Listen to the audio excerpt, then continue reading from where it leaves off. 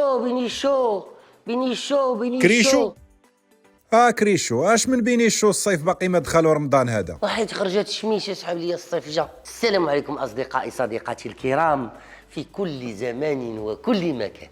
الحلقه ديال اليوم كيف ما سمعتوا كتفكرنا في الصيف، كتفكرنا في اللحظات الممتعه، كتفكرنا في البحر. اليوم جبت لكم حلقه ممتعه ووصفه لذيذه هي البينيشو.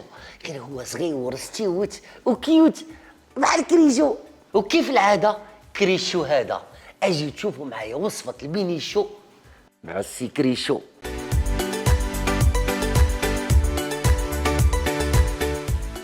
على بركه الله. باش نديروا البيني عندنا ثلاثه د المكونات ساهلين: الطحين والبيض والحليب وقبيصه ديال الملحه، وإلا بغيتوا تزيدوا شويه د لافاني حيت كتحبوا الحلاوه.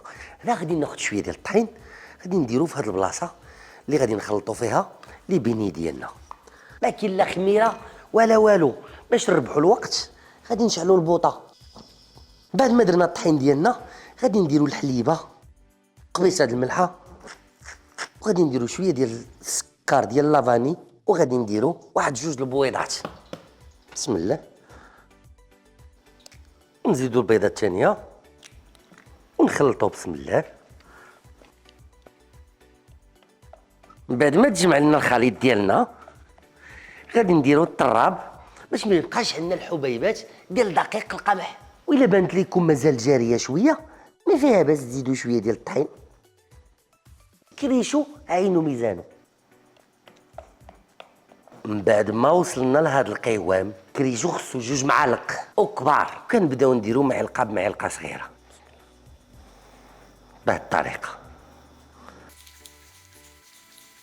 ما تغفلوش على البنيه د كريشو، راه دغيا كيطيبوا، سيرتو الا كانت الزيت سخونه.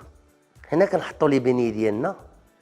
المهم ماشي هو الشكل، المهم هو البنه والمذاق والمضمون، واصلا انا باقي صغير.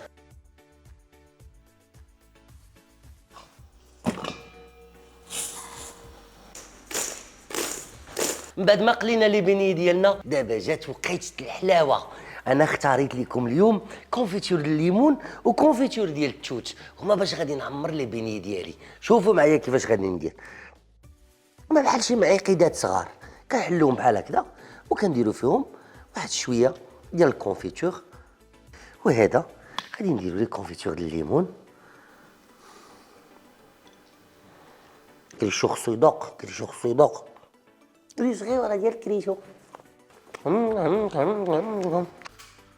وكيف العاده في مطبخ كريشو غير بالقليل من ريشو.